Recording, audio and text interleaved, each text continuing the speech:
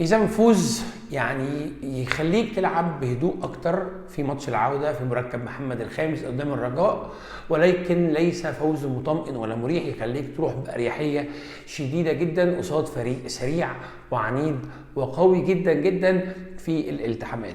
فوز الأهلي النهارده بهدفين للا شيء على ملعب استاد القاهرة وسط حضور يتعدى ال50,000 متفرج بهدفين. الهدف الأول أحرزه محمد عبد المنعم برأسية رائعة في نهاية الشوط الأولاني، ثم أضاف حمدي فتحي الهدف الثاني في آخر 6-7 دقائق من الشوط الثاني بتمريرة ساحرة من نجم الأهلي النهارده في الحالة الهجومية في رأيي الشخصي بيرسيتاو اللي كان بيحاول يعمل أقصى ما يقدر عليه.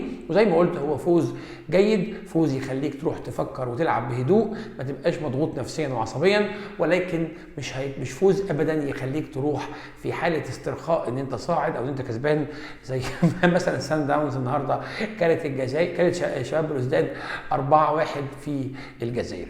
ماتش النهارده بدأ بتشكيلتين شبه متوقعين وخصوصا من النادي الاهلي، لكن الرجاء شويه يعني غير من مفاهيمه وحاول يلعب على بطريقه 4-4-2 في الحاله الدفاعيه و4-3-3 في الحاله الهجوميه، مش 4-2-3-1 اللي هو المعتاد عليها. وكانت الطريقه دي الميزه الرئيسه فيها بالنسبه لهم ان هو كان واضح ان منذر الجبير كان دارس فريق الاهلي كويس جدا وعارف قد ايه ان الثنائيات اللي على الاطراف سواء على الناحيه الشمال حسين الشحات مع معلول والناحيه اليمين بيرسيتاو مع محمد هاني هي اكبر القدرات او اكثر المصادر الخطوره اللي موجوده في النادي الاهلي، فاغلقها تماما بالحاله الدفاعيه 4-4-2. عشان كده ما شفناش هجمات خطره للاهلي الا في حاله التحول من الدفاع للهجوم بشكل سريع في الشوط الاولاني، وظهر الاهلي في صوره باهته في صوره تحضير كتير جدا، ماسك الماتش، يعني الاستحواذ معاك بشكل كبير، ولكن ما فيش وصول بسبب الطريقه الدفاعيه الهائله اللي لعب بيها منذر الجبير. وطبعا لازم نشيد بمحمد الشناوي اللي قدر يخلينا 45 دقيقة محافظين على فرصنا ان احنا نبدأ او نقدر نوصل للمكسب او للفوز او للتقدم على الاقل الشوط الاولاني بصدتين رائعتين جدا من يعني شوطة مهمة جدا او شوطة قوية جدا كمان من فاول انقذها بروعة، وانفراد تاني انقذه، والاثنين بسببين هما الميس باس. الجون الاولاني او الشوط عفوا الصدر الاولانية بسبب ميس باس من إليو ديانج، اللي انا قلت امبارح بلاش إليو ديانج في نص الملعب لان هو بيمتاز بالميس باس كتير جدا في الفتره الاخرانيه، وهو ما شاء الله لعبه النهارده ال90 دقيقه كلهم. والفرصه الثانيه كان بسبب ميس باس تاني بين محمود متولي لمروان عطيه، قدر بيها يعني فريق الرجاء ان هو يعني يعمل ارتداد سريع جدا ويقدر يوصل لمحمد الشناوي، ولكن ينقذها ببراعه شديده جدا ليحافظ على فرص الاهلي في باقي الماتش. وباستثناء الكورتين دول مع كورتين عاليين بساط جدا لم يختبر الشناوي، لان الاهلي بالخبرات فقط قدر ان هو يقدر يعني يجيب جول في وقت قاتل في الدقيقه 45 من الشوط الاولاني براسيه من محمد عبد المنعم واسيست رائع جدا من علي معلول، قدر بيه يقتل شويه الشغف والطموح اللي هو كان بيلعب بيه فريق الرجاء المغربي طول الشوط الاولاني. عشان كده الشوط الثاني يعني الاهلي كان محتاج قرصه ودن شديده، لان الرجاء نزل محبط جدا مش قادر يبني هجمه. هل يقيا وقع؟ هل زي ما احنا قلنا امبارح ان هو مش متعود على لعب الزون ديفنس او الدفاع، وان هو دايما مع منذر الجبير بيلعب على الهجمات او على الهجوم اكتر من الدفاع، ولكن كل ده كان يعني الاهلي عنده القدره ان هو يقدر يلعب الشوط الثاني بشكل اكثر ايجابيه ويقدر يخلي النتيجه 3 بدل 2 اعتقد، مش اكتر من كده او حتى 4، لكن في الاخر زي ما قلت هي نتيجه مش وحشه. الشوط الاولاني كان فيه عندي كام مشكله عايز اعمل سبوت عليهم، وهي اهمهم حسين الشحات طول الشوط الاولاني اناني. الكوره الوحيده اللي ما لعبهاش بانانيه هي الكوره الوحيده اللي اداها لعلي معلول، وقدر بيها علي معلول يعمل الاسيست اللي جبنا بيه الهدف من محمد عبد المنعم. فبالتالي دي احد المشاكل اللي كانت موجوده في حسين الشحات، وانا مش فاهم ازاي المدرب بره ما يكلموش في دي، لان هو مش قررها مره، ده مره واثنين وثلاثه واربعه وخمسه لحد الكره الوحيده اللي عملها في نهايه الشوط زي ما قلنا. النقطه الثانيه إليو ديانج اللي كان سارح جدا اليو ديانج ما كانش مركز خالص، فما كانش فيه توجيه ليه او تنبيه ليه يقوم بدور. يعني النهارده اليو ديانج في الشوط الاولاني انا ما كنتش عارف دوره ايه، لا هو لعيب 8 ولا هو بيزيد ولا هو بيغطي ورا الاطراف ولا هو بيعمل حاجه خالص، فكان وجوده زي عدمه. النقطه الثالثه اللي عايز اكدها او عايز يعني احط عليها سبوت في الشوط الاولاني هي عمرو السوليه. عمرو السوليه كان دوره واضح جدا ان هو اللي هيزيد مع كهربا، علشان كده النهارده باين ان كهربا معزول تماما، لان هو ما زادش غير في كوره واحده، ولما زاد الكوره دي كانت خطر، اللي هو استقبلها ظهره للجول وحطها لحسين الشحات، وحسين الشحات شاطها ولكن انقذها حارس مرمى نادي الرجاء. وغير الكوره دي ما عملش الزياده الهجوميه خالص، بل ان هو نزل الشوط الثاني كان كله لعب فردي. فكان انا شايف ان النقطه اللي عايز اتكلم فيها برضو هي التاخير في التغييرات، وانت تعدي الدقيقه 65 وان انت واضح جدا ان نص ملعبك سيء لاقصى درجه، سواء بالسوليه اللي ما بيقومش بدوره الهجومي او ديانج اللي ملوش دور اساسا في الملعب، وعدم وجود الاثنين دول في الملعب او عدم وجود دور واضح ليهم او عدم تفعيل دورهم بشكل جيد خلى النهارده كهربا مظلوم تماما.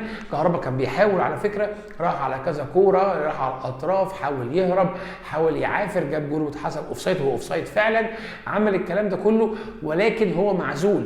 عشان كده فكره ان كهربا كان يخرج وينزل مكانه محمد شريف، انا ما كنتش شايف ان المشكله في كهربا، انا شايف ان المشكله كانت بسبب ان انت الدور الهجومي بتاع نص الملعب ما كانش قايم بالدور ده بشكل جيد، فكان الضحيه فيه هو كهربا. من الناحيه اليمين كان بيرسي تاو هو اللي قادر يعمل الزيادات الهجوميه، كان هو اللي قادر يستغل مهاراته الفرديه ان هو يحاول، كان في تناغم اكتر بينه وبين محمد هاني عن التناغم اللي كان بين حسين الشحات ومعالي معلول بسبب انانيه حسين الشحات. ويعني مش عايز اقولها بس مضطر اقولها ان علي معلول للاسف عجز، ما كان يعني في كور كتير قوي على كان بيعدي ويفوت، فبالتالي الناحيه الشمال كانت مقفوله تماما بسبب انانيه حسين الشحات زي ما بقول، ضعف لياقه وسن علي معلول اللي كبر، اللي هو خلاص ما ينفعش يلعب باك يا جماعه، علي معلول لازم يكون يلعب جناح. ولكن من ناحيه ثانيه هاني كان عنده بعض الهفوات الدفاعيه، ولكن كان ممثل ثنائيه جيده مع بيرسي تاو. اضاف عليهم بقى لما ظهر ملامح لدوره اليو ديانج في الشوط الثاني، لما بدا يرمي عليهم شويه وبقى يعملوا مثلث جيد جدا، قدروا يعملوا كورتين ثلاثه شكلهم حلو، قدروا يوصلوا بكوره خطر جدا كان ممكن تقول جول اللي ضيعها بيرسي تاو، نجم ماتش النهارده وصاحب الاسيست في الشوط الثاني. على مستوى الدفاعي انا عندي كلمتين لازم اقولهم لمتولي ومحمد عبد المنعم. محمد عبد المنعم لاعب كبير جدا جدا جدا جدا، حريف، لعيب كوره، ولكن في بعض الاحيان ما ينفعش اتعامل اني لعيب بلاي ميكر او لعيب راس حربه وابدا العب بشكل فيه منظره او صوره فيها منظره وانت اخر واحد في الملعب. ده هيسبب مشاكل كتير جدا ليك انت في غنى عنها، لان انت فعلا لعيب كبير جدا. متولي دايما بيلعب السهل، دايما لعيب عاقل هادي راسي، بتلاقيه في اوقات مهمه جدا، ولكن عنده مشكله ثانيه ان هو بيجيله الغلطه بفوره. فاكرين طبعا ماتش ريال مدريد في كاس العالم للانديه في المغرب اللي فات، لما كنا قادرين نوقف على رجلينا فتره طويله لحد الغلطه برده بتاعته من ميس باس قدر بيها ريال مدريد يتقدم. النهارده لولا ربنا طبعا ثم الشناوي غلط غلطه شبهها جدا، وقدر الشناوي ان هو ضيعها ان هو يصدها زي ما احنا قلنا في الماتش. الخلاصه ان انت النهارده قدرت ان انت يعني يكون لك شخصيه في ماتش العوده، قادر تروح وانت عندك ثقه بنفسك، ولكن لازم ما نغلطش الغلطه بتاعه الرجاء اللي معتمد على الكره الهجوميه البحته. النهارده جه يدافع، انت هناك مش محتاج ان انت تروح مش هقول ان انت تهاجم بقى وتفتح الملعب، لا، بس ما يبقاش الدفاع البحت الشديد جدا والاندر دوج اللي ممكن تلعب بيه، وبالتالي بتسلم نفسك للرجاء. في ميزه مهمه جدا جدا في لعيبه الرجاء، انت مش هتقدر ان انت يعني تواكبهم فيها، اللي هي القوه البدنيه. الالتحامات هم اقوى كتير جدا في الالتحامات، وطبعا هم اسرع، فبالتالي لو سلمتهم الكوره بشكل كامل او بدفاع بحت زون ديفنس اللي هو يعني بارك ذا باص او اركن الاتوبيس، هتخسر انت. فبالتالي انت محتاج تلعب بنوع من انواع التوازن والهدوء والعقلانيه. النهارده رغم ان احنا كلنا انتقدنا كولر في وجود ديانج في الشوط الاولاني ووجود السوليه او صبره عليه وتاخير تغييراته، ولكن ممكن تبص لها بزاويه ثانيه بعد اللي حصل في نهايه الماتش، ان هو كان معتمد على سياسه النفس الطويل، وان هو يصبر، وان هو ما يبداش يفتح خطوطه بشكل كبير، ولعب بعقلانيه شديده قدام الرجاء المغربي. لكن مش كل مره تسلم الجره ان انت تستنى بسياسه النفس الطويل دي بشكل ان انت تقدر يتخطف عليك جون بسبب خطا دفاعي او هفوه دفاعيه، لان زي ما قلت لك الاهلي مش متعود على اللعب بالطريقه دي. فمحتاج يبقى عندك نوع من التوازن اكتر، محتاج تبص لنص الملعب وادواره بشكل اكتر، لان انت دايما عندك مشكله في نص الملعب ان يعني الادوار ما بتبقاش واضحه. مروان عطيه بيحارب لوحده في نص الملعب غير لو حمدي فتحي معاه. ديانج والسوليه محتاجين رؤيه اكثر للادوار، ومحتاجين شده ودن اكتر ان هم يفوقوا شويه في المرحله الجايه، لان انت النهارده كنت مضيع تماما كهربا اللي كان معزول تماما، وكان الاعتماد الكامل على الاطراف اللي هي اصلا منذر الجبير كان قافلها بالضبه والمفتاح. ده وجهه نظرنا في ماتش النهارده. اتمنى ان شاء الله يكون الماتش العوده نكون مع بعض فيه بصعود الاهلي ان شاء الله للدور نصف النهائي. غالبا هيلاقي الترجي اللي كسب بره ارض شباب القبائل 1-0. ويعني ماتش مركب محمد الخامس مش هيكون ماتش سهل ابدا، حتى وانت كسبان 2-0 محتاجين نحافظ على هدوءنا كفريق وعلى تركيزنا كجهاز فني وعلى دعمنا لفرقتنا كجمهور. كان معاكم استوديو 1 2. لو عجبتكم الحلقه اتمنى دعمكم باللايك وشير وسبسكرايب وتفعلوا الجرس عشان توصلوا جدنا اول باول وتشاركوا الحلقه، واشوفكم ان شاء الله الحلقه الجايه. سلام.